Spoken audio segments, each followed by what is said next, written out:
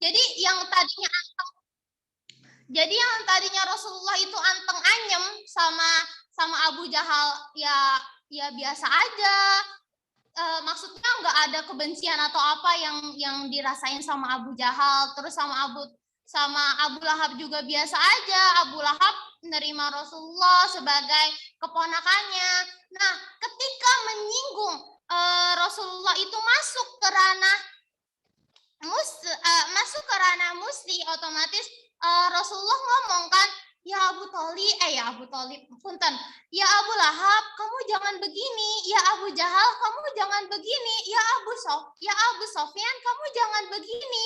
Otomatis masuk ke ranah itu, dan otomatis orang yang sebelumnya itu nggak membenci Rasul, orang yang sebelumnya itu justru kagum, justru aware ke Rasul, akhirnya Rasul kok Muhammad kayak gini sih sekarang, jadi nggak seru, jadi kaku, jadi mana nyuruh-nyuruh gini-gini, akhirnya ya bentrok itu. Nah, yang dilakuin Nabi Muhammad kayak gitu tuh, itu masuk ke ranah amar ma'ruf nahi munkar, Kak.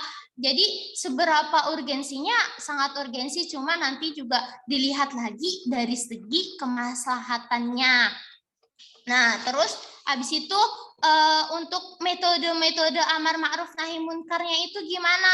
Jadi kita nggak boleh ujuk-ujuk terus kita ketemu misalkan ada kupu-kupu malam di sebuah jalan, terus kita kayak kamu gini-gini nggak boleh dalam agama, gini disuruh kayak nggak ujuk-ujuk langsung kayak gitu. Jadi ada step by stepnya dalam kita tuh beramar ma'ruf nahi munkar. Step by stepnya tuh gimana? Pertama, kita tuh harus ngasih tahu dulu esensinya tuh apa sih? Esensinya kalau pakai kerudung tuh apa sih? Esensinya kalau baca Quran tuh apa sih? Esensinya kalau sholat itu apa? Esensinya kalau sholat tuh apa sih? Nah, kalau udah kita jelasin esensinya apa, tapi orangnya masih kayak gitu, kita masuk ke ranah gini nih, ranah ibarat kayak anak TK disuruh gini-gini, udah dikasih tahu esensinya, kamu belajar biar pintar gini-gini, anak TK-nya masih tetep tuh nggak mau belajar, terus akhirnya gini, kamu belajar, kalau kamu nggak belajar nanti kamu nggak bisa nerusin ke SD, nanti kamu nggak bisa sekolah gimana? Akhirnya walaupun terpaksa tapi dilakuin kan. Nah, itu step yang kedua. Nah, step yang ketiga barulah kita masuk ke amar ma'ruf masuk ke kita ngelarangnya kan, udah walaupun yang awalnya kepaksa tapi ujung-ujungnya dilakuin kan. Jadi begitu, Kak. Dan selanjutnya tentang urgensi dan yang lain-lainnya akan dijelaskan oleh Kak Mutmainah. Tafadhol Kak Mutmainah. Terima kasih.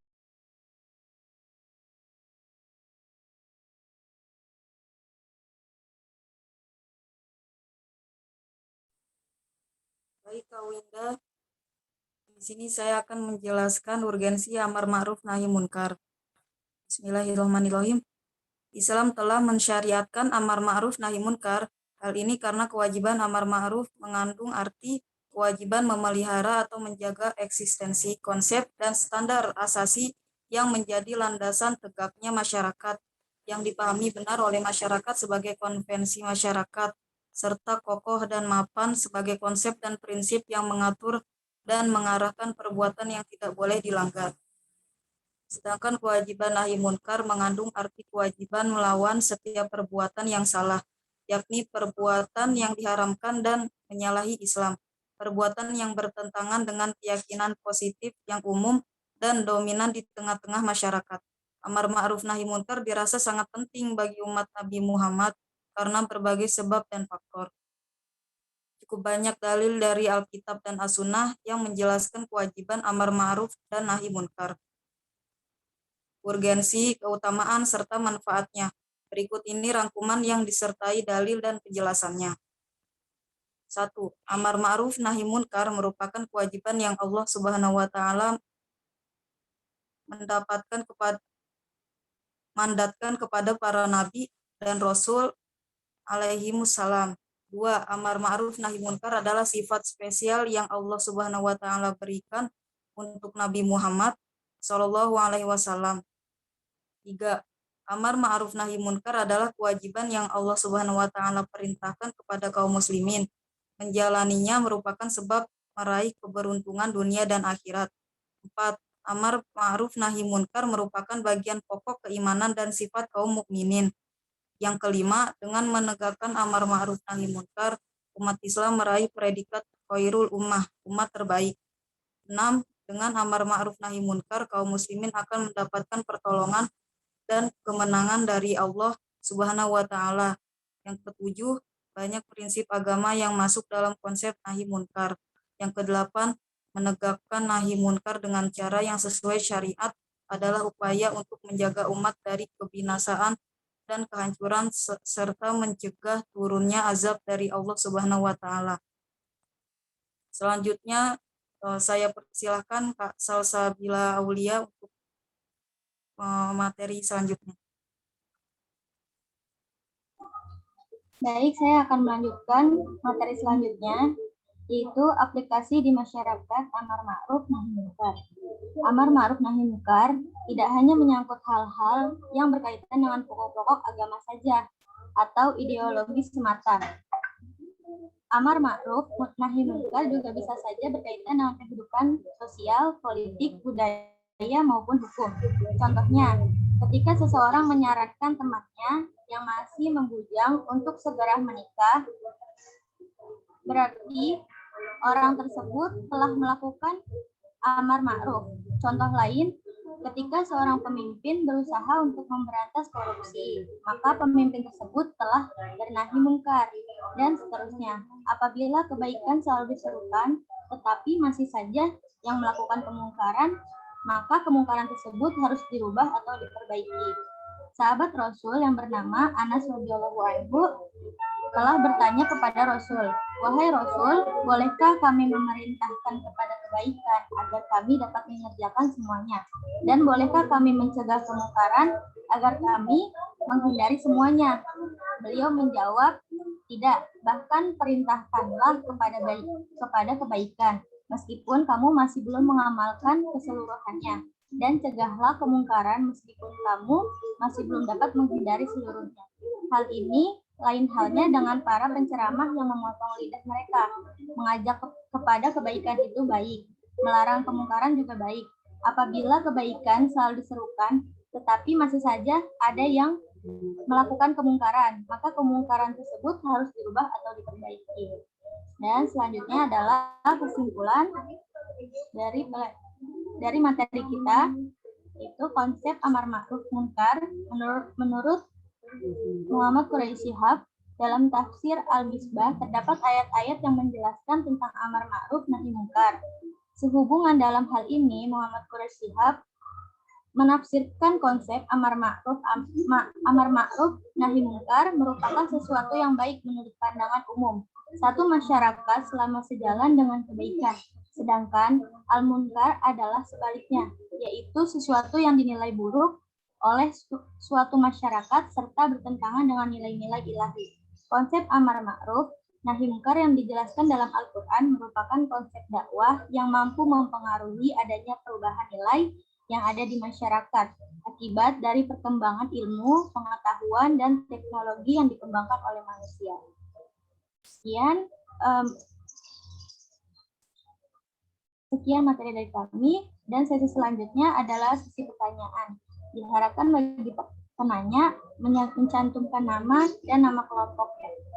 Siapa yang ingin bertanya, Kakak?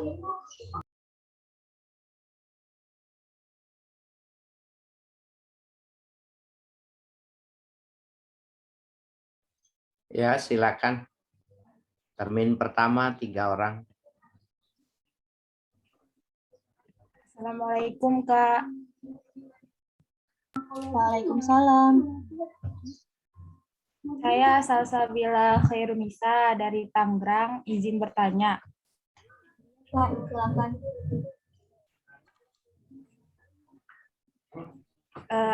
Jadi amar ma'ruf nahi munkar ini dikerjakan nama orang kayak yang berdakwah itu bukan orang sembarangan gitu ya, Kak, berarti. Jadi bukan orang-orang yang awam gitu. Nah, kriterianya gimana ya, Kak? Kriteria orang-orang yang melaksanakan amar ma'ruf nahi mungkar ini. Jadi yang ditanyakan itu kriterianya ya, Kak? Iya, kriteria orang-orangnya, Kak. Oh. Ada lagi yang ingin bertanya? Assalamualaikum, Kak. Saya Yulianti dari Bogor. Izin bertanya. Ini ditutup aja ya itunya. Screenshot PPT-nya ditutup.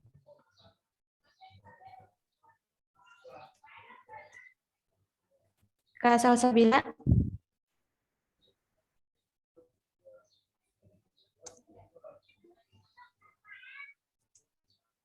Mohon maaf, suara saya kedengeran nggak ya? Iya, Kak. Nyaran. Oke, saya izin bertanya.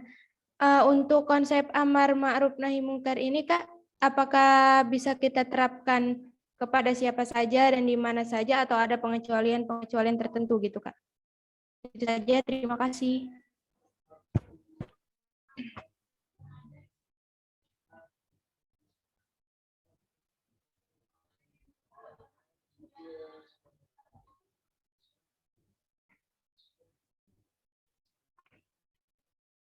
Ya, berikutnya. Kak, izin bertanya. Iya, Kak Hani, silakan. Ya, saya Hanifatus Sania dari Lampung. Izin bertanya, tadi kan yang sudah dijelaskan, amar ma'ruf itu lebih ke metode dakwah, nahi mungkar itu lebih ke resikonya. Bisa ini lagi nggak, Kak, yang maksudnya resiko dakwahnya gitu, nahi mungkar itu? Jelaskan sedikit, lebih rinci gitu. Atau beserta contohnya gitu, Kak, biar lebih jelas. Terima kasih, Kak.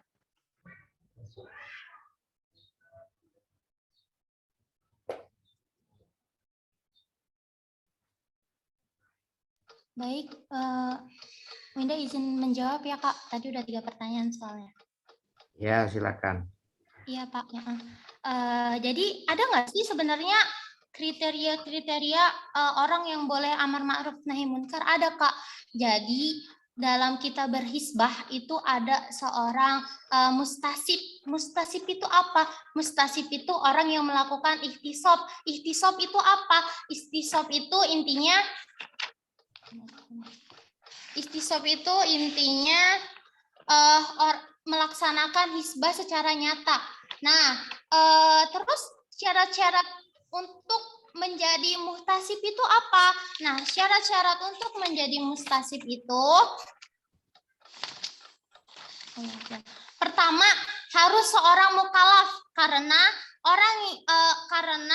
orang yang tidak mukallaf tidak layak mendapatkan perintah dan taklif. Itu pertama, harus mukallaf ya, Kak. Terus yang kedua tentu pasti harus muslim. Yang kedua harus muslim. Syarat ini jelas karena hisbah adalah membela agama sehingga tidak akan menjadi pembela agama jika ia sebelumnya ya menolak dasar agama, dia bukan muslim. Ya apa yang perlu dibela orang dia aja belum muslim gitu, Kak. Terus yang ketiga itu dapat izin dari pemimpin dan wakilnya. Jadi nggak boleh asal hisbah. Kalau pemimpin sama wakil-wakil yang punya kedudukan tertinggi di daerah itu nggak ngizinin dia, nanti yang ada mana bentrok. Nah, terus habis itu yang keempat itu apa? Yang keempat itu adalah itu intinya apa? Adalah itu integritas, Kak. Jadi syarat ini tuh dikemukakan oleh sebagian fuqaha. Menurut mereka mustasib harus orang yang adil, yakni bukan orang yang fasik, harus ngerti agama, enggak asal ngomong, enggak ujuk-ujuk hijrah terus tiba-tiba hisbah gitu, enggak. Jadi harus yang fuqaha, enggak boleh yang fasik. Terus yang kelima ilmunya juga benar-benar harus matang tuh, harus tahu tentang apa ya caranya berdebat gitu-gitu, jangan ntar ujuk-ujuk masuk ke dalam ranah masyarakat terus menggombar-gambirkan ini itu, giran pas di sela dikit, pas di debat dikit, nggak tahu mau jawab apa. Jadi harus memperkaya ilmu juga, Kak. Terus yang keenam, tentunya harus mampu. Jangan orangnya tuh lemah lembut gitu. Terus akhirnya dia berusaha untuk menjadi hisbah, kan nggak kayak wibawanya tuh sedikit gitu kan kalau orang yang lemah lembut. Tapi kalau orang yang benar-benar orangnya tegas gitu, ya ngomong apa aja kan pasti berwibawa gitu. Jadi kemampuannya lebih ke ya itunya, Kak. Sekian, jadi ada 6 ya, Kak, syarat-syaratnya.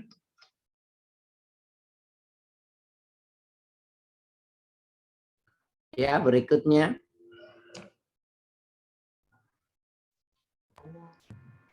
Kak Salsa, apakah puas dengan jawabannya Kak Winda, Kak? Nggak usah ditanya puas apa enggak, itu silakan. Yang nggak puas nanti argumentasinya apa.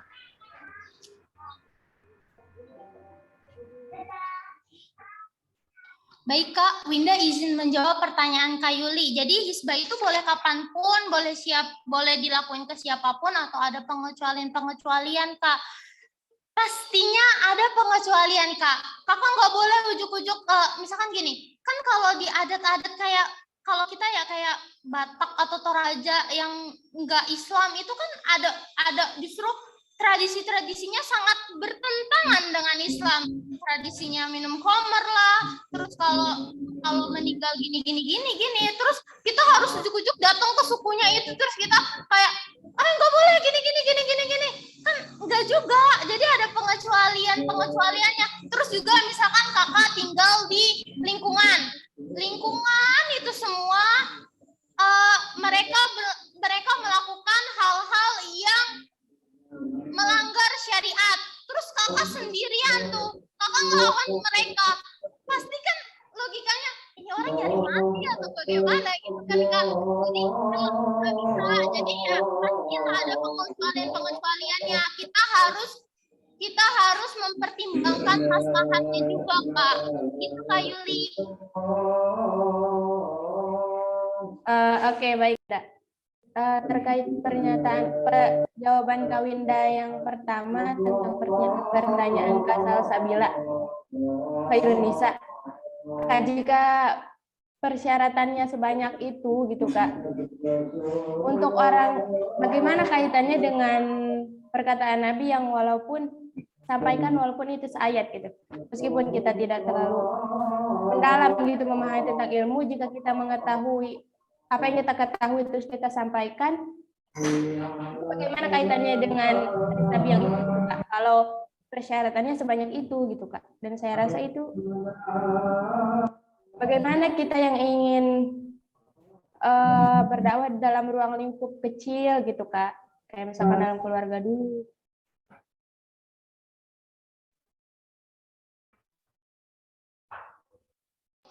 Baik, Kak, balik lagi ke materi yang sudah dijelaskan oleh Bapak sebelum-sebelumnya.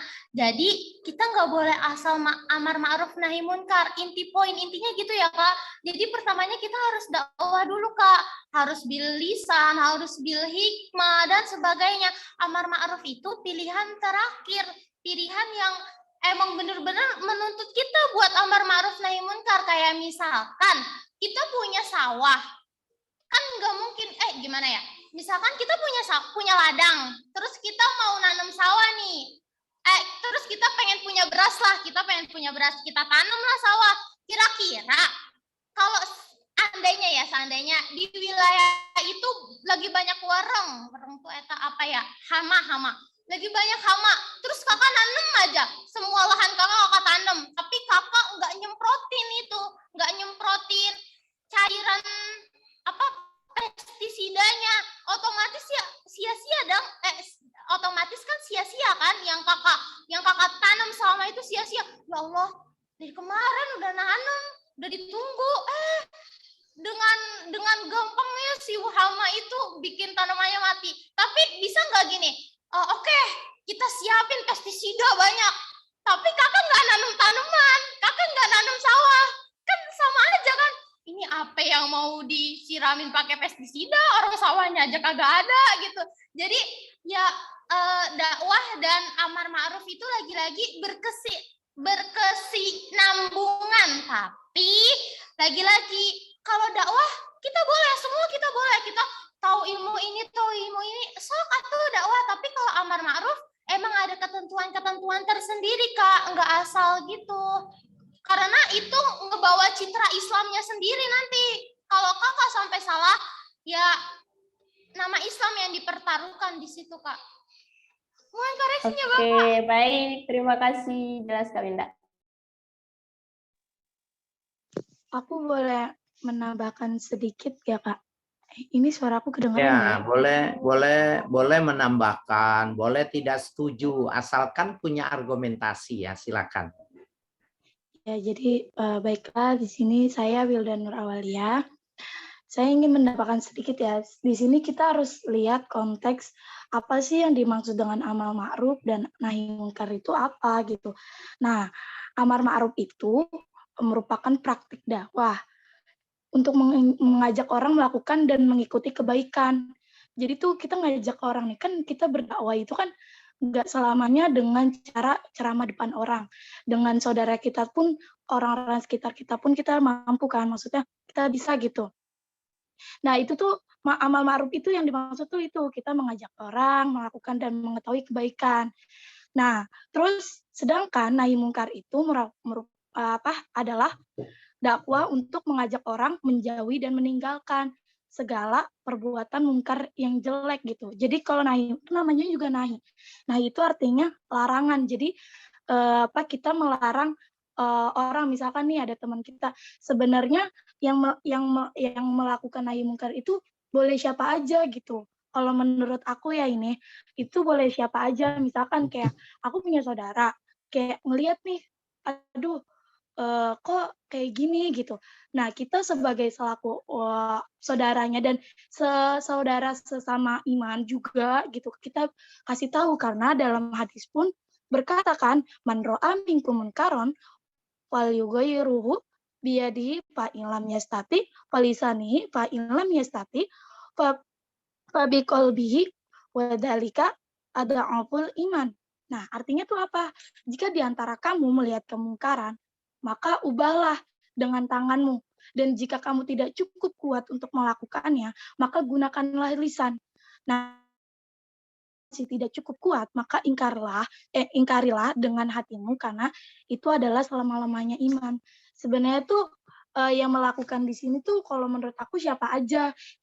Intinya kita tuh masih, ini kalau dalam konteks kita mengajak dalam lingkungan kita, misalkan yang tadi Kak Yuli bilang kan, Kak Yuni bilang kan, Kak Yuli ya, maaf Kak Yuli ya tadi ya, yang tentang kita tuh menyampaikan walau satu ayat gitu kan. Nah itu kita nggak apa-apa kalau menurut aku, kayak misalkan adik kita gitu, misalkan ngelakuin hal yang udah melewati batas dalam peraturan Islam gitu, kita mengasih tahu gitu. Jangan sampai kita masa menunggu cuman ada kriterianya, kita nunggu dulu nih ilmu kita gitu sampai benar-benar itu. Kalau kayak gitu yang ada malah makin banyak yang berbuat yang keluar batas gitu, Kak. Menurut aku tuh itu. Soalnya kan di minggu kemarin juga sempat Bapak Haris Hakam juga telah menjelaskan ya, dari segi hadisnya pun sudah gitu, dan yang melakukan nahi mungkar itu yang perbolehinnya siapa aja. Ini dalam konteks kalau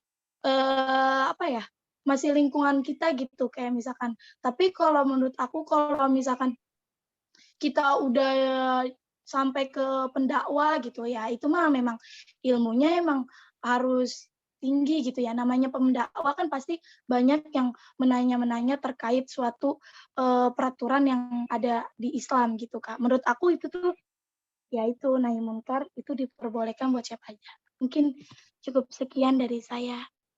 Terima Wilda kasih. ini kok nggak on kamera, kenapa? Pak, ituan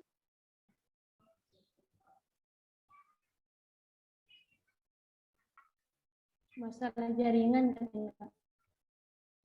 Oke. Silakan termin berikutnya.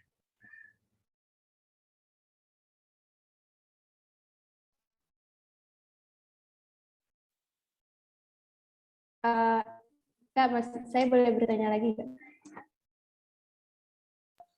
Ya, Kak Yuli, silakan. Ya, saya Yulianti izin bertanya. Apakah amar ma'ruf nahi mungkar ini identik dengan kekerasan gitu, Kak? Makanya dikatakan tadi syarat-syaratnya itu banyak gitu. Soalnya apa yang saya tangkap itu sepertinya gitu yang disampaikan ini cenderung kepada yang udah bukan lagi persuasif gitu metodenya, melainkan kita udah melakukan kekerasan juga gitu, mengajak dengan cara fisik juga gitu, Kak. Apakah cenderung kepada kekerasan atau tidak gitu, Kak? Pertanyaannya seperti itu. Terima kasih. Assalamualaikum Kak, izin bertanya. Saya Cindy Nabila dari Tangerang.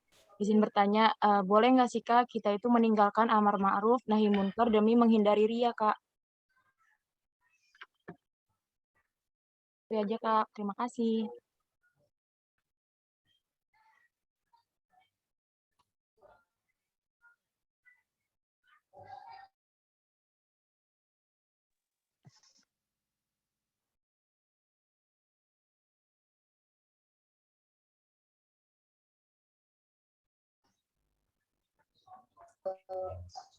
Ya, satu lagi. Ini Kak, siapa yang ingin bertanya lagi?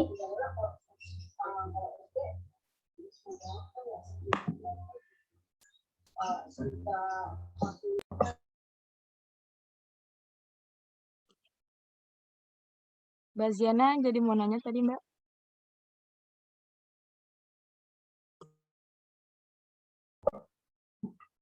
Kalau tidak, silakan untuk Kak Winda dan Kak Mutmainah untuk menjawab pertanyaannya.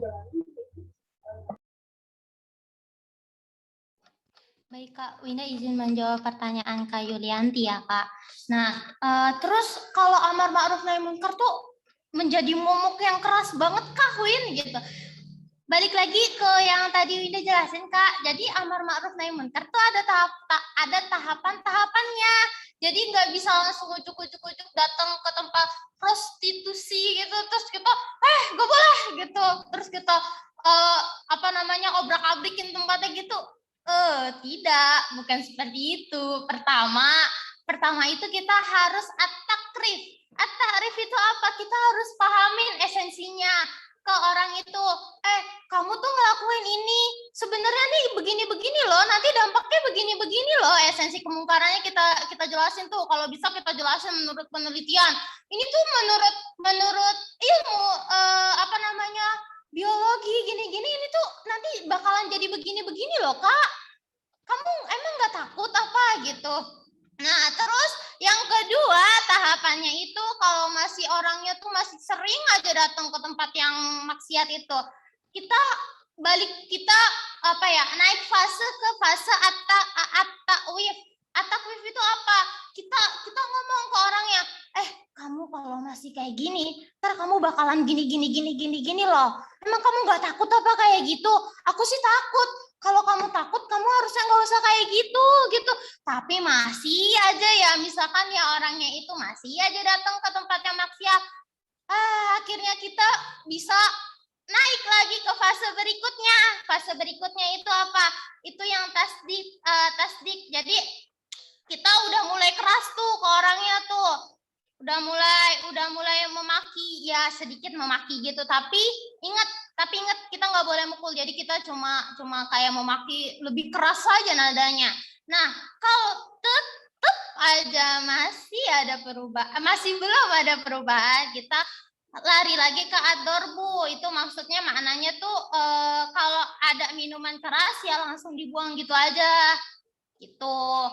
Jadi ada tahapan-tahapannya, nggak langsung ad-dorbu, tapi kita harus at-takrif dulu. Biasanya yang kita pahamin, amar ma'ruf langsung ad-dorbu gitu, enggak. Kayak misalkan Habib Rizik ya Kak ya.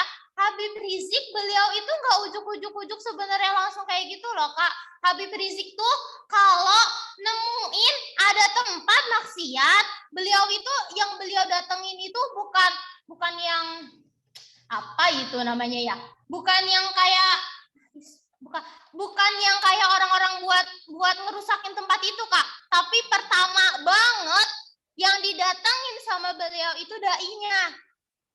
Dai-nya tuh juga bukan dai-dai yang tegas-tegas, yang kalau ngomong kenceng kayak Winda gitu, bukan. Tapi dai-nya tuh yang lembut, yang kalau ngomong tuh kalem gitu, yang nyenengin dah kalau dia ngomong. Yang dikirim dai-dai yang kayak gitu. Nah, kalau udah dikirim dai tapi masih kayak gitu, bahkan biasanya tempat-tempat maksiat itu ada yang berkomplotan dengan pemerintah. Jadi apa ya? Jadi dijagain gitu sama pemerintah. Kadang sama ini loh, kayak preman-preman kayak gitu. Jadi warganya tuh pengennya nggak ada itu. Warganya tuh pengennya ya tempatnya tuh adem, anyem gitu aja. Tapi biasanya konfliknya, problemnya di situ. Akhirnya Habib Rizik kayak misalnya ya, Habib Rizik ngomong ke polisi, polisi di sini tuh ada tempat-tempat yang gini loh gitu. Nanti dikasih lah fotonya gini begitu. Jadi enggak sebenarnya kayak ya Habib Rizik itu enggak langsung ujuk-ujuk datang ke tempatnya gitu terus kayak ngelakuin ya diberantakin gitu-gitu enggak, tapi pertama ngirim dai. Jadi ingat ya, amar ma'ruf nahi munkar. Pertama amar ma'ruf nahi munkar itu sebenarnya juga ada step by stepnya gitu. Terus Winda langsung ke pertanyaan kedua ya Kak ya. Langsung aja. Sebentar Kak Winda. Saya masih bingung, kan kata Kak Winda itu ada step-stepnya kan. Saya juga ngerti gitu. Emang dari jika kita menyebarkan kebaikan itu harus ada tahapan-tahapannya dulu gitu, nggak langsung harus dengan kekerasan gitu. Kita pertama itu kan jelaskan dulu bagaimana, apa sih esensinya kan kata Kak Winda tadi. Tapi kenapa kita harus menunggu ilmu kita itu banyak baru kita boleh menerapkan amar ma'ruf nahi munkar. Tadi kata Kak Winda itu persyaratannya tadi menurut saya itu sangat tinggi gitu.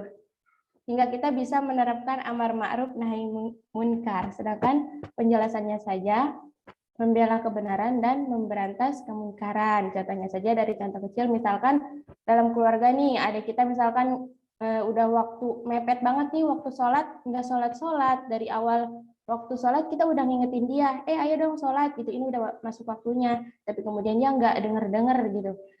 Udah ngomong berapa kali, baru kan itu step-step nih. Udah pertama teguran dulu, terus nadanya agak naik, itu step udah makin tinggi. Terus kemudian baru kita boleh main tangan, boleh kali kan kalau udah 7 tahun ke atas itu pokoknya udah balik lah, itu dipukul juga boleh kan. Nah itu tapi kenapa gitu? Persyaratannya untuk menerapkan amar ma'ruf nahi munkar itu harus setinggi itu gitu. Jika kita saja yang masih minim ilmunya tapi kita tahu akan kebenaran, kita boleh menerapkannya gitu. Seperti kata Kak Wilda, jangan sampai karena ilmu kita yang masih sedikit, kemungkaran itu makin besar gitu, makin melebar-lebar istilahnya mah. Gimana Kak Wilda? Ya, itu aku masih... Halo. Itu iya, kan kelasnya nanti objeknya yang dibagi itu. Jadi objek nahi munkar itu diklasifikasi sama pemakalah itu. Ya, level mana boleh dilakukan oleh orang per orang ya yang di rumah. Kemudian baru pada masuk fal aqrab ya, level kedua itu lingkungan ya, masyarakat secara luas. Nah, yang disampaikan tadi itu penjelasan itu tentang syarat yang begitu berat itu, yang actionnya itu sudah bersifat menyeluruh dan punya dampak secara nasional. Itu yang nggak boleh sembarangan. Tapi kalau yang kemungkaran yang ada di lingkungan kita nggak perlu memerlukan persyarat-syaratan yang besar itu. Ya, berikutnya. Terima kasih Bapak. Ya.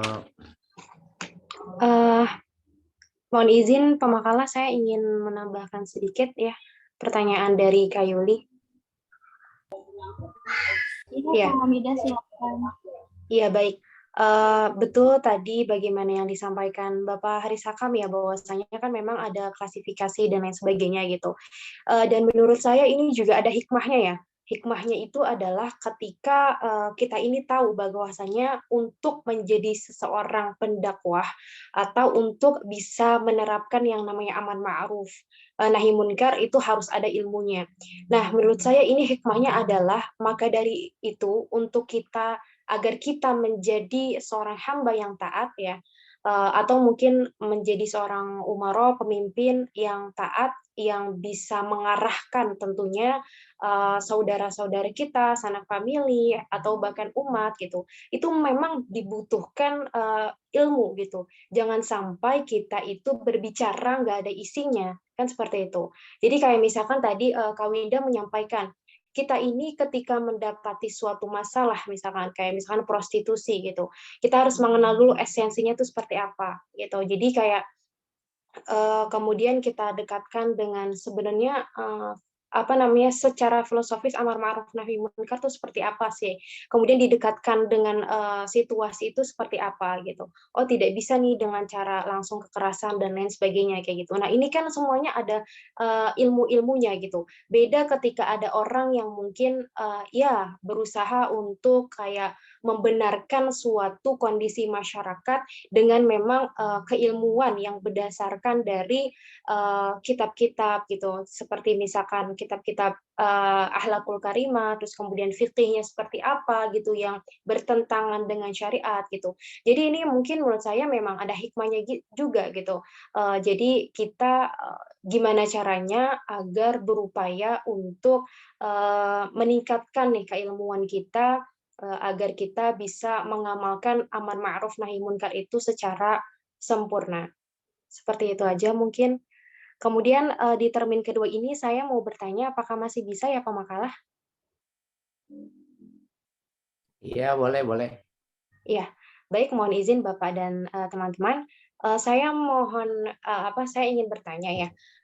Kalau kita ini kan belajar Al-Quran dan Hadits gitu. Al-Quran dan Hadits ini berisi tentang tuntunan gitu. Kemudian hadis juga berisi tentang qaul dan segala perbuatannya Rasulullah gitu. Kemudian ketika kita mengamalkan sunnah ya, terus kita kan juga berusaha untuk menjadi uswatun hasanah gitu. Jadi kita mencoba nih menjadi seorang mukmin ya yang bisa menjadi role model gitu, yang bisa menjadi panutan untuk muslimat lainnya ataupun bahkan dari umat manapun gitu, dari non muslim agar terciptalah dari perbuatan kita, dari perkataan kita itu terciptalah suatu identitas. Oh, seperti inikah umat Islam dan lain sebagainya. Nah, apakah dengan cara seperti ini itu sudah bisa disebut sebagai amar ma'ruf nahi munkar?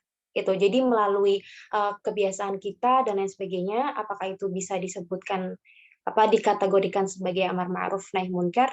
Itu aja mungkin pemakalah pertanyaannya. Terima kasih.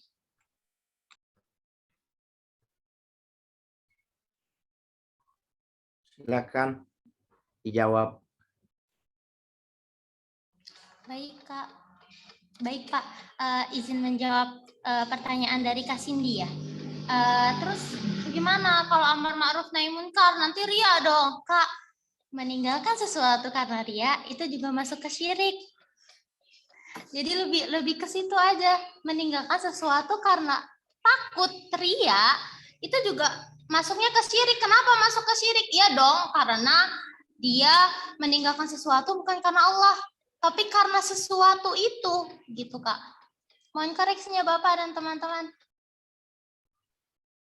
Terus Kak Winda, ada nggak solusinya gitu supaya kita tuh nggak takut lagi gitu untuk beramal ma'ruf gitu Kak?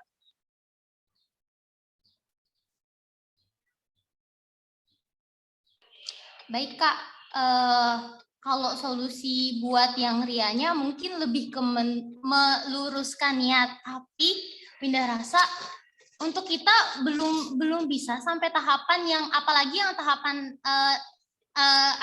amar ma'ruf nahi, apalagi yang nahi munkar itu belum, mungkin kalau yang tadi katanya Bapak, kalau yang buat di lingkungan masih rada bisa, tapi kalau yang buat kayak keseluruhan kayak seorang Habib Rizik gitu.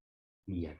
Jadi lebih ke dakwah, lebih ke kita mengoptimalkan dakwah kita aja dulu, bilisan sama yang metode-metode lain yang udah disebutkan di materi sebelumnya itu, Kak. Begitu. Kak Windah, izin menambahkan, boleh ya? Begini Kak Cindy, kalau misalkan persoalan takut ria, itu kan sebenarnya problem diri kita sendiri ya. Itu problem diri kita sendiri adalah hati kita yang bergejolak. Mau kita ilmunya sedikit, apalagi mungkin para masyayikh, para kiai yang ilmunya sudah tinggi gitu, mungkin kalaupun hal ini ada, itu adalah problem diri dia sendiri. Kalau misalkan khawatir ria dan lain sebagainya. Nah, pada dasarnya mau kita dakwanya sedikit ya, mau kita dakwanya banyak, mau dengan cara yang bilisan atau yang lain sebagainya. Kalau misalkan ada mendatangkan mendatangkan kayak misalkan orang yang beranggapan ini orang ria dan lain sebagainya, itu sebenarnya anggapan orang lain saja gitu. Sedangkan sebagaimana yang tadi disampaikan oleh Kak Wida adalah kita meluruskan niat kita gitu. Rasulullah saja ya berdakwah secara sembunyi-sembunyi juga secara terang-terangan. Dua-duanya itu sama-sama mendapat kecaman. Ya, mendapat kecaman gitu. Jadi kalau misalkan khawatir adanya ria dan lain sebagainya gitu, insya Allah kalau misalkan ria yang datangnya dari kita sendiri, yaitu nih harus meluruskan niat gitu. Kemudian kalau misalkan khawatir dengki ya, mungkin yang kedua itu dengki dari orang sekitar atau mungkin dari jemaah yang mendengarkan gitu. Ya toh kita kan mendengarkan apa esensi dari dakwah kita gitu. Kemudian sebenarnya kalau misalkan untuk mereka itu kan balik lagi ya, kalau untuk mereka itu kan mereka kan seharusnya melihat kita yang berdakwah itu, lihatlah apa yang dikatakan, bukan siapa yang mengatakan. Seperti itu. Jadi selain kita harus memotivasi diri untuk memotivasi diri juga meluruskan niat, kita cuek aja gitu terhadap hal-hal yang sedemikian gitu. Itu aja mungkin dari saya. Terima kasih. Ini Hamidah pemakalah bukan? Bukan Bapak, mohon izin. Ya, silakan yang masih ada pertanyaan atau yang lain.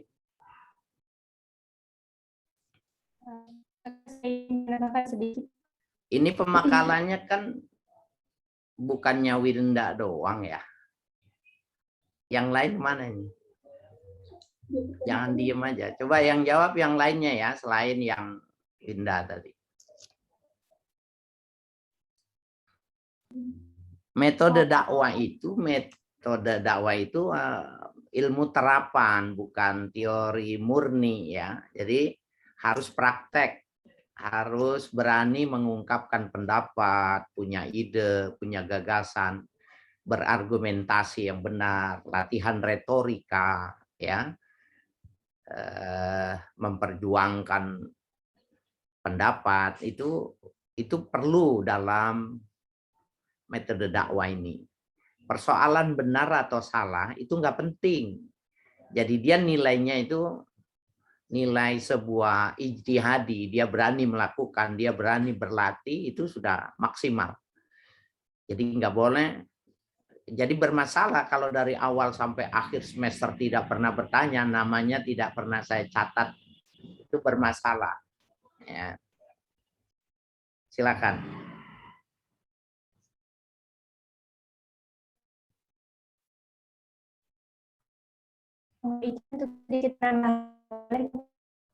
Ya, termin terakhir 3 orang. Oke, saya di sini sedikit menanggapi pernyataan Winda juga yang sudah jelas. Cuma saya ingin sedikit menambahkan. Saya nggak bisa jelas. Itu bisa audionya bisa diperbaiki. Sekarang udah jelas Bapak? Terputus-putus. Saya matikan dulu ya Bapak kameranya, mungkin barangkali masalah jaringan. Ya coba. Oke, sekarang sudah jelas? Ya. Oke. Jadi untuk menghindari rasa takutnya kita ria nih kalau misalkan kita menerapkan amar ma'ruf nahi munkar meskipun itu dalam lingkungan yang kecil gitu. Jadi kurangilah sifat pesimis dalam hati gitu. Belum apa-apa, belum juga kita melakukan udah ada rasa takut disangkaria, takut juga menimbulkan tadi rasa iri dengki dari yang kita objek atau seseorang subjek yang kita tuju itu takutnya menyangka kalau kita tuh ria gitu terhadap ilmu yang kita punya gitu. Jadi kurangilah sifat-sifat pesimis dalam hati gitu. Optimis aja sih tergantung gitu. Dia mau menerima atau tidak. Yang penting kita sampaikan gitu apa yang kita ketahui selama itu benar. Gitu Kak. Gitu aja sih. Terima kasih. Ya, makasih Kak Yuli, Kak Winda, dan Kak Hamidah atas penjelasannya.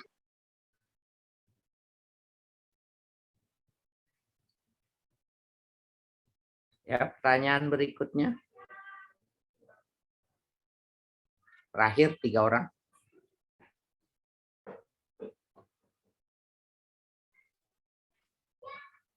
Kalian udah capek ya?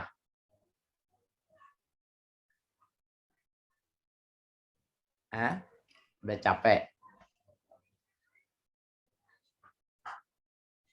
Halo. Iya Bapak, sedikit Bapak. Ada yang mau bertanya lagi nggak?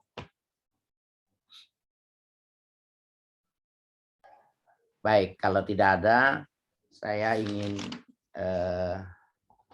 menjelaskan tentang pertama ini pemakalah ya. Pemakalah menyebutkan tentang metode amar ma'ruf nahi munkar ini, tuh khususnya nahi munkar itu ta'rif, tarhib, dan syiddah. Ini menurut siapa? Ya, pertanyaannya menurut siapa? Kalau kamu tidak sebutkan ini, berarti kamu plagiat. Kalau kamu plagiat, berarti makalah ini harus ditolak. Jadi, kamu harus sebutkan siapa yang mengatakan itu. Dan tidak boleh dari satu kutipan langsung ke kutipan yang lain. Itu nanti jadi parade kutipan. Ya, jadi kamu bernarasi dulu. Ngomong dulu pendapatmu. Jadi kamu baca nih pendapat orang. Caranya kamu baca pendapat orang.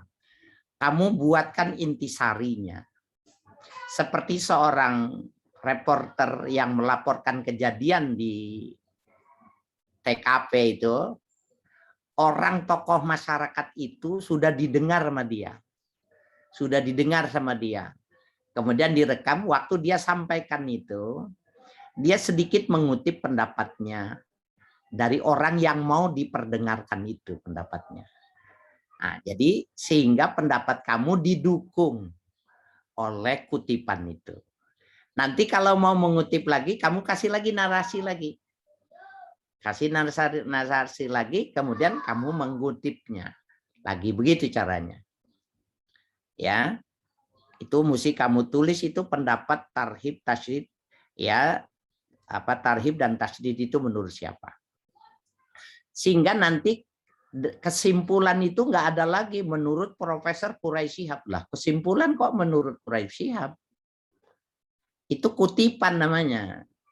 Kesimpulan itu adalah natijah, konklusi, ya, inti yang dipilih, dianalisa oleh si penulis dari bacaan-bacaan dia, kemudian dia mengintisarikan. Nah, itu namanya kesimpulan. Jadi udah nggak ada kutipan, nggak boleh ada nama orang di situ.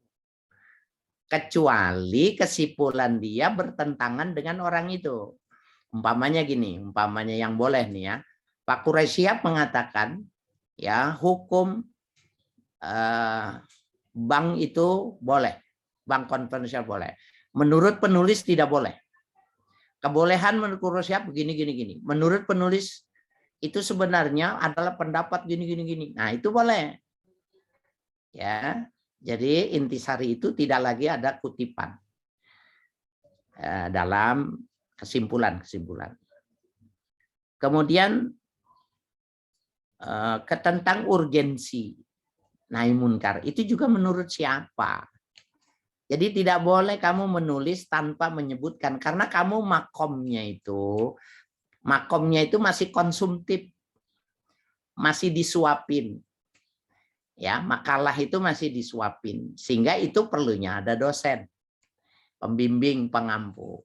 Nanti ketika kamu membuat skripsi, nah pada saat itu kamu sudah terlatih. Setelah sudah terlatih disuapin, maka kamu menyuap sendiri. Itu mulainya di skripsi itu. Kamu sudah dibimbing bebas. Sehingga nanti berikutnya pun menjadi terbiasa. Ya. Kemudian makalah ini kering dari dalil dan footnote. Ya, kering dari dalil dan footnote. Padahal ketika berbicara itu ada dalilnya. Bisa dirujuk kepada ayatnya, bisa dirujuk kepada hadisnya. Kenapa tidak ditampilkan? Kalau dalil itu, nas itu harus ditampilkan dan diterjemahkan. Kecuali kamu membuat intisari dalil. Ya, yang kesimpulannya begini. Nah, itu nggak perlu. Tapi ketika ditunjuk ayatnya, surahnya harus ditampilkan. Karena tampilannya surah itu, ayat itu bunyinya bukan seperti itu. Bunyinya itu adalah teks Arab. Jadi jangan mengaburkan mana yang ditulis dengan yang ditampilkan. Kecuali kamu intisarikan ya, berdasarkan intisari dalam ya Al-Baqarah surat sekian. Nah, itu enggak apa-apa. Karena yang kamu tulis itu intisari, ya. Nah, kemudian footnote ya, semua harus dikutip. Jangan berkesan itu jadi tulisan kamu. Bukan, kamu belum waktunya, ya. Oke, sekarang masuk kepada materi. Jadi al-muhtasib. Al-muhtasib, pekerjaan amar ma'ruf nahi munkar itu istilahnya ya adalah hisbah. Hisbah itu terdiri dari dua, amar ma'ruf dan nahi munkar. Amar ma'ruf itu senang dilakukan oleh dai dan daiyah karena dia dimuliakan. Dimuliakan, pakaiannya bagus, dihormati, dijemput, tangannya dicium, ya, kemudian pulang dikasih tentengan dan diberi amplop besar. Kalau nahi munkar itu dibenci orang, tidak dapat hadiah, bahkan beresiko masuk tahanan. Ya, beresiko dihukum. Tetapi ulama yang tidak menggabungkan dua metode ini bisa jadi uangnya haram. Saya bilang bisa jadi ya, sekurang-kurangnya subhat. Jadi amar ma'ruf nahi munkar itu dua sisi mata uang. Kamu mau dikasih duit 1 miliar, tapi uangnya cuma satu muka. Yang satunya polos, nggak ada gambarnya. Apa yang terjadi? Nggak laku. Jadi nilai mata uang itu bila dua sisi mata uangnya itu ada. Nilai sebuah hisbah itu apabila amar ma'rufnya itu ada nahi munkarnya. Nah, resikonya kamu yang semula dicium tangannya pulang didiemin. Yang mestinya kamu dikasih uang tapi dilempar sama botol. Itu resiko. Ini dalam yang profesional itu yang seperti itu. Dan itu pernah terjadi ya pada mubalik yang terkenal. Akhirnya semacam itu, berbalik. Itu resiko. Walaupun resikonya ya ditahan dan lain sebagainya. Nah, kriteria muhtasib itu, kriteria orang yang boleh melakukan itu, tadi itu menurut siapa? Muhtasib yang tadi itu menurut siapa? Nah, nanti kenapa tidak ditulis? Ditulis menurut siapa? Jadi nggak boleh diklaim pendapat orang menjadi pendapat kita, nggak boleh. Nah, Ada lagi ada pendapat lain umpamanya yang mengatakan syarat muhtasib itu pertama al-ilmu. Pertamanya al-ilmu. Jadi orang yang tidak punya dasar keilmuan nggak boleh. Amar ma'ruf boleh dilakukan. Tadi ada yang keliru itu. Balighu anni walau ayatan itu amar ma'ruf. Ya, sampaikan sesuatu walaupun satu ayat itu amar ma'ruf. Kalau nahi munkar, yang kecil-kecil yang di rumah, ibu terhadap anak, kakak terhadap adik, bapak terhadap menantu, cucu, itu enggak apa-apa. Tetapi kalau yang action itu, dia harus ya profesional, jadi harus punya ilmu. Yang kedua, ikhlas. Nggak boleh dilakukannya itu karena kan banyak orang melakukan kebaikan itu, tujuannya ada tahapan-tahapan, sengaja di medsos dibuat, sehingga dia menjadi public figure dengan perbuatan yang dilakukan. Itu walaupun zahirnya dia nahi munkar, tetapi sesungguhnya dia sedang berdusta, ya. Dia tidak melakukan perintah Tuhan karena tidak ada ikhlas. Kemudian mesti sabar. Ya, yang ketiga sabar. Yang keempat al-manhaj, zul manhaj, memiliki manhaj. Nah, manhajnya itu tadi tuh at-ta'rif, at-takhwif, at-tasydid, ad-darbu. Itu manhajnya. Nah, yang kelima ya'malu qablal amal. Dia harus menjadi pelaku sebelum dia action dalam nahi munkar. Apakah peminum boleh melarang orang untuk tidak meminum? Ya boleh, tetapi dia tidak akan dihargai dan dia makan dilecehkan. Peminum melarang orang melabrak orang yang peminum gitu. Penjudi melabrak orang penjudi gitu. Ya, kemudian prostitusi direntanginya padahal dia langganan, Bapak. Enggak bisa. Sehingga ada syarat ya'malu qoblal amal. Nah, kalau dia mau melakukan di tempat yang orang tidak kenal dia, ya saya ulangi seperti orang punya catatan jelek kemudian dia hijrah. Dia mesti hijrah ke tempat yang orang tidak kenal dia, baru dia bisa boleh meninggalkan pekerjaan yang dulu sebenarnya dia pelaku. Umpamanya orang di Jakarta hijrah kemudian dia tinggal di Medan, tinggal di Sulawesi gitu. Kemudian dia memerangi orang yang dulu dia lakukan. Tidak apa-apa itu. Karena dia tidak akan dilecehkan dan dia sudah hijrah. Walaupun sudah hijrah, tapi kalau di tempat tinggal dia sendiri, dia pasti dibully orang. Oh, dia nggak bilang, oh saya sudah hijrah itu. Itu menurut dia. Ya, itu menurut dia. Tapi dia pasti akan punya resiko. Nah, kemudian objek kemungkaran.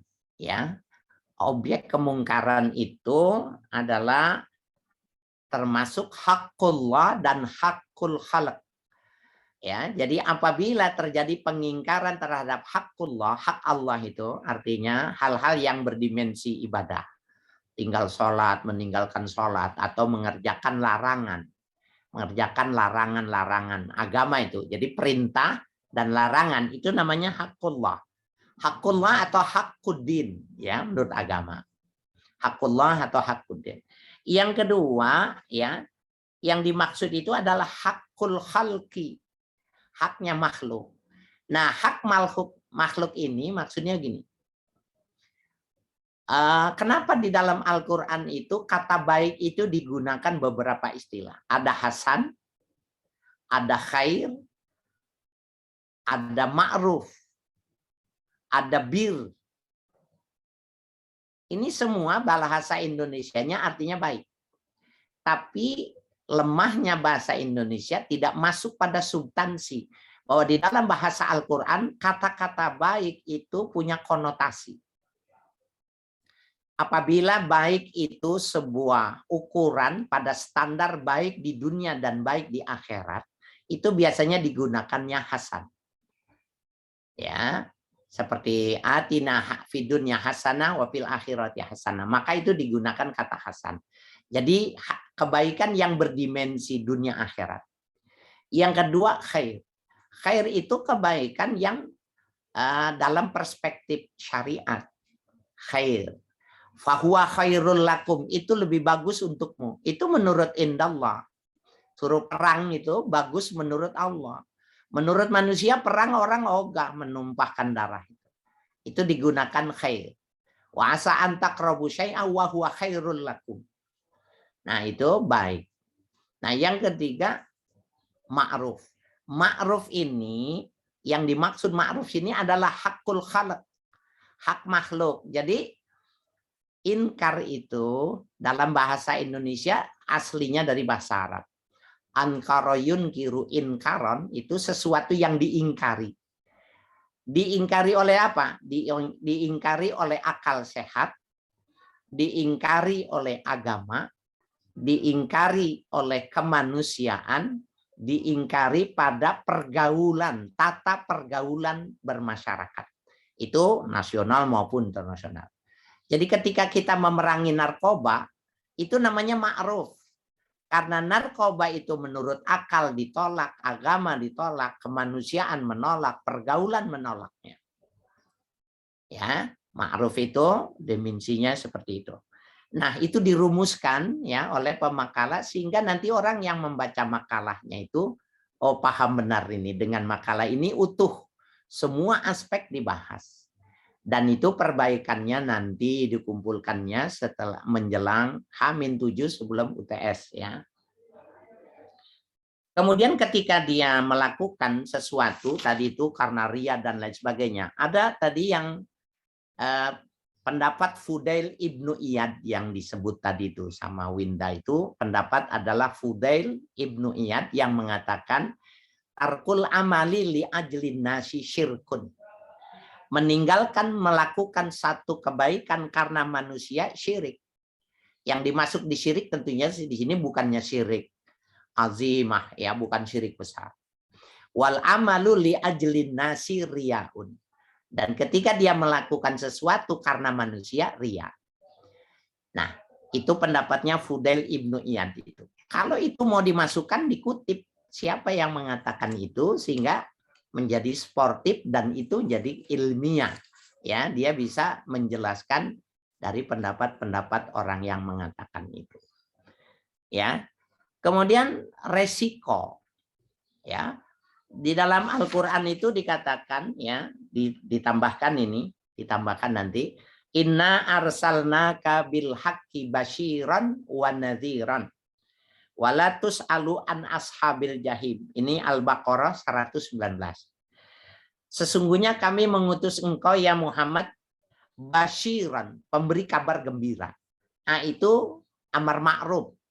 Nadhiran, pemberi peringatan, itu nahi munkar. Ya, nadhiran itu nahi munkar. Kemudian bagaimana resikonya? Walatus alu an ashabil jahim. Engkau tidak dimintai pertanggungjawaban ketika mereka masuk neraka jahanam. Neraka jahim itu enggak ada. Jadi maksudnya berhasil tidak berhasil, berubah atau tidak berubah, itu bukan urusan kita. Latus alu an ashabil jahim. Ya, di dalam ayat lain surah Yasin dikatakan wa ma 'alaika illal balagul mubin. Tidak ada kewajiban apa-apa bagimu kecuali sampaikan yang nyata. Wa ma 'alaika illal balagul mubin. Tidak ada kewajiban apa-apa kecuali kau sampaikannya dengan jelas. Kalau sudah jelas sudah cukup, gugur kewajibannya. Selebihnya serahkan. Sebab bagaimana? Nah, nanti yang terakhir disebutkan tentang resiko. Bagaimana kalau orang tidak mau mengamalkan hisbah, padahal dia ada di depannya, ada di jelasannya. Nah, itu di dalam surah Al-Maidah ayat 78 dijelaskan tentang umat terdahulu dan resikonya. Lu'ina 'alal ladzina ya lu'inal ladzina kafaru min bani Israil ala lisani Dawud wa Isa bin Maryam. Dzalika bima asaw wa kanu ya'tadun. Dilaknat orang-orang yang kafir dari kalangan Bani Israel. Artinya mereka tahu larangan tapi mengerjakan. Ya, ala lisani Dawud wa Isa bin Maryam. Jadi Nabi Daud dan Nabi Isa itu pernah melaknat dan diterima oleh Tuhan. Ya, maka dalam sejarah itu ada yang mengatakan Nabi Daudlah yang menyumpahi mereka itu ya menjadi babi.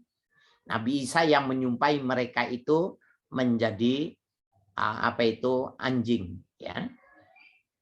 Maaf, jadi monyet ya, jadi monyet itu. Kunu kirodatan khasiin. Jadilah kalian monyet-monyet yang hina. Nah, itu bima asau dari lantaran mereka itu durhaka, artinya tahu tapi tidak mau melakukan perubahan.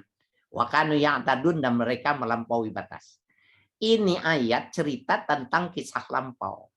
Kemudian ayat ini diistimbat. Apa itu istimbat? Istimbat itu menggali hukum. Dengan istimbat ayat ini, maka orang yang tidak melakukan hisbah dosa besar.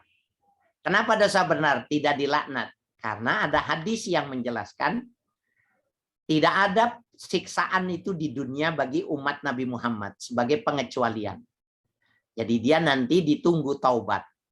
Ditunggu taubat ya, sehingga kalau tidak taubat baru nanti di akhirat dapat resiko. Ya, jadi kesimpulannya yang tidak melakukan hisbah mereka dosa besar. Saya kira itu ya bagian dari kesempurnaan yang mesti disempurnakan ya. Silakan kalau ada pertanyaan lagi. Bapak sebelumnya izin bertanya boleh? Ya. Bapak sebenarnya masih agak bingung untuk yang uslub itu kan metode ya Pak, tapi di pembahasan ada uslub, ada metode, untuk membedakannya bagaimana? Uslub itu gaya bahasa. Uslub itu gaya bahasa. Beda, bukan metode. Kalau metode yang kamu maksud tadi itu, yang disebutkan itu tadi, at-ta'rif, at-takhwif, at-tasydid, ad-darbu, itu metode.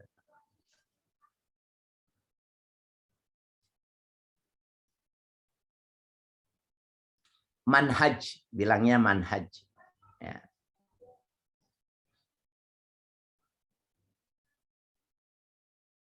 Untuk gaya bahasanya berarti yang syiddah ya Pak, yang keras. Nah, situasi yang mana tetap semuanya digunakan. Jadi nggak boleh langsung keras, nggak boleh. Walaupun itu jelas-jelas ya. Jadi pendekatannya takhwif dulu. Ya.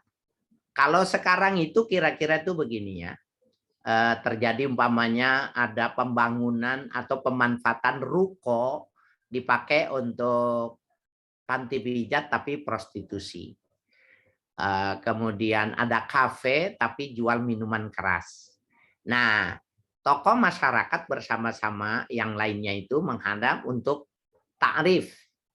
Mereka sebenarnya tahu nggak ada undang-undang yang mengatur tentang legalisasi atau regulasi distribusi tentang minuman keras. Nah, kita bawa undang-undangnya, tunjukkan kepada mereka. Ini namanya ta'rif. Ini nggak boleh. Dan ini areanya bukan area perdagangan. Ini daerah pemukiman. Di tata kota itu, di dalam tata kota itu sudah dibuat mana daerah pemukiman, mana daerah komersil, mana itu daerah industri, mana itu daerah eksplorasi, itu ada bagiannya, ada warnanya. Nah, kasih tahu Pak, ini menurut ya penggunaan atau pembagian wilayah itu dalam tata kota ini di sini nggak boleh ada jual minuman keras. Minuman keras itu boleh pada hotel-hotel yang berbintang, ya, dan itu jauh dari perkampungan. Nah, itu namanya takrif. Oke deh Pak, kita kasih waktu deh 1 minggu ya Bapak untuk meninggalkan ini. Nah, gitu, itu takrif namanya. Nah, ternyata masih jalan dan masih keluar, masih banyak orang mabok, bahkan disinyalir ada narkoba umpamanya. Nah, kita yang kedua, takhwif, memberi rasa takut, tapi kita sudah melayangkan surat ke kepolisian, ke Badan Narkotik Nasional, BNN. Nah, kita lakukan pendekatan. Ini Bapak, kalau Bapak tidak berubah ini, surat ini akan saya layangkan ke BNN. Bapak nanti kasihanan, Bapak punya anak, Bapak punya istri, Ya, nanti malu kalau ditangkap kepolisian. Yang kedua, Bapak kan orang Islam, sama seperti saya. Anaknya jangan dikasih uang yang tidak halal. Nanti anaknya tidak nurut, tidak ini. Bapak menyesal nanti. Itu namanya tahwid. Nah, kalau dikasih tempo lagi, berapa lama kita kasih tempo? 3 kali 24 jam. Baru pada berikutnya kita mulai keras. Bisa diajak bicara nggak? Ini 3 kali loh saya datang ke sini. Ya, ini orang kampung bisa datang kemudian dibakar ini. Ya, banyak. Nah, itu udah keras. Kalau masih juga yang keempat, langsung datang, kasih peringatan, ambil botolnya, buang. Dituang di situ juga. Tapi gelas-gelas, piring-piring, baki semua nggak boleh dipecahi. Sehingga tadi kalau ada pertanyaan, apakah identik nahi munkar itu dengan kekerasan? Enggak. Tidak sama, tidak identik dengan kekerasan. Kekerasan itu adalah jalan terakhir ketika orang Islam itu melakukan kesalahan. Nah, kemudian pemakalah juga membuat rukhsah, ya, dispensasi yang tidak boleh dilakukan apabila menyangkut tentang pluralisme, ya, pluralis. Hal berbedaannya latar belakang agama yang berbeda.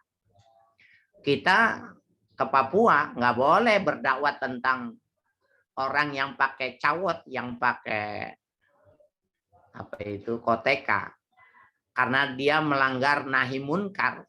Nggak boleh, karena dia dari kecil di sana, di dalam agama mereka itu nggak ada. Di dalam agama mereka nggak ada aurat, itu nggak ada, nggak diatur. Ya, kemudian tadi juga disebutin, ada orang yang dari kecil itu sudah lihat biasa lapok tuak, gitu ya, minum minuman keras yang lokal, tuak ya, buat Sumatera Utara, kemudian di sebagian Aceh, Nias, Manado, itu biasa. Di sana anjing dijual biasa, kemudian monyet dijual, dimakan, dikonsumsi semuanya gitu. Ya, apakah ini nahi munkar? Yang nggak boleh, karena mereka agamanya bukan Islam. Ya, ketika kita lakukan itu maka jadi ribut. Nah, ini bisa jadi perang agama. Nah, jadi banyak hal yang ditolerir dalam hizbah itu ketika berbenturan dengan beda agama, beda budaya, dan yang ketiga beda mazhab. Ya, orang ke masjid rajin tapi pagi-pagi umpamanya bawa anjing. Ada, dan ini di tempat saya. Jadi pakai gamis dia, orang Arab pakai gamis, pakai imamah rapi tapi bawa anjing. Ramai orang saya bilang nggak bisa, itu belum tentu kesalahan. Dia dari mana aslinya? Kemudian dia mazhabnya apa?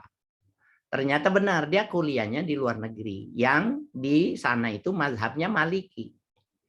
Maliki itu tidak menganggap najis mughalazo anjing itu. Najis biasa aja, nggak ada. Di mazhab Maliki tidak dikenal najis mughalazo. Berarti dia bukan kemungkaran. Yang menurut kita kemungkaran, menurut dia tidak mungkar. Nah, itu pengecualian yang tidak boleh dilakukan oleh seorang muhtasib, ya, seorang yang ingin melakukan kemungkaran, ya. Silakan.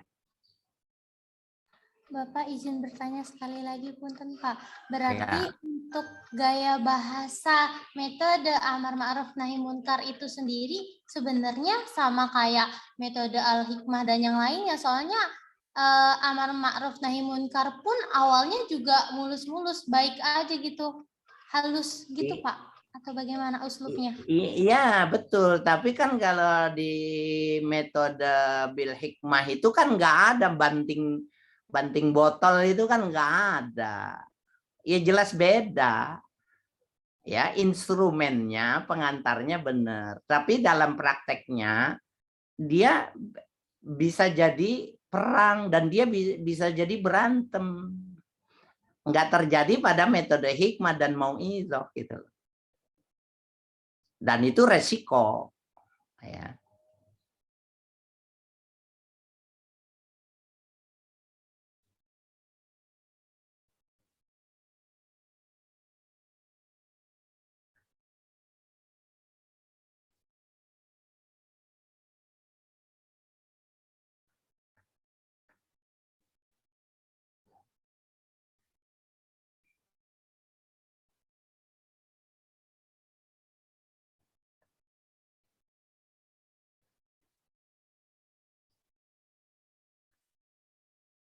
Ya, jadi saya ulangi lagi itu yang rukhsah itu ya. Pertama beda agama, yang kedua beda budaya, yang ketiga itu beda madhab, yang keempat itu regulasi. Regulasi artinya kalau di Indonesia ini kan pemerintah beberapa waktu yang lalu mau membuka lelang tender pembangunan pabrik minuman keras di Indonesia. Kalau saat itu diizinkan, maka dia seperti apa itu? Seperti pembangunan baterai listrik yang sekarang sudah dilaksanakan. Jadi nanti mobil, motor nggak ada suaranya karena menggunakan listrik, tidak menggunakan ya bahan bakar lagi ya, karena fosil itu lama-lama habis gitu dan menimbulkan polusi. Nah, apakah yang dibuat seperti sekarang aturan tentang Perda DKI di hotel-hotel berbintang itu boleh ada minuman keras. Jadi wine corner itu boleh. Boleh. Kita kemudian nginep di situ. Ya, nginep di situ. Kemudian kita mau pecah-pecahin gitu. Botol-botolnya itu karena mereka pada minum-minum di situ. Nah, nggak boleh karena ada regulasi yang berlaku di tempat itu tadi. Ya, mudah-mudahan paham ya. Insya Allah, Pak. Iya. Silakan kalau tidak ada lagi dibuatkan kesimpulan, diperbaiki, kumpulkan nanti sebelum UTS ya, kurang lebih sekitar 7 makalah. Dijilid dikasih yang dekat rumahnya. Dari Jakarta dikirim ya, itu nanti saya kasih nilai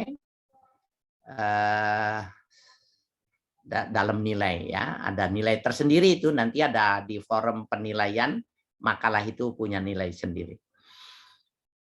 Saya kira itu jangan lupa jangan saya menunggu-nunggu absen ya, absen itu sudah baku, kosongkan saja. Jadi paling cuma sekitar 5 menit, 2 menit itu udah jadi ya. Silakan. Jadi kesimpulan itu nggak bisa dibacakan ya untuk yang akan datang. Kesimpulan tidak bisa dibacakan sebelum diflorkan, sebelum didiskusikan, mana mungkin dibuat kesimpulan ya.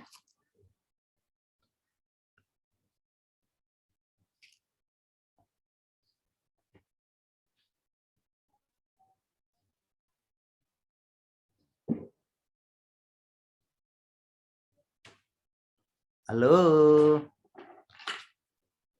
Kalau sudah tidak ada lagi, ditutup saja.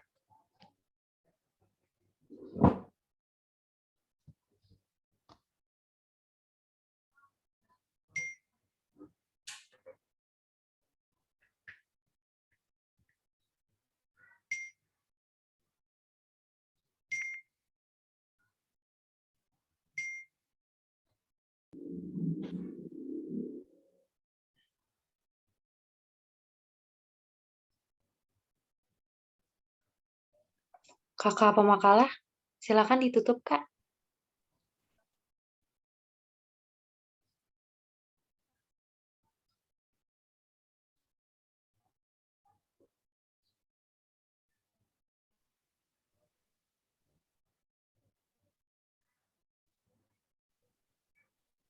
Pasal saya kayaknya keluar masuk. Bisa diganti sama yang lain. Ya ganti yang lainnya. Ditutup.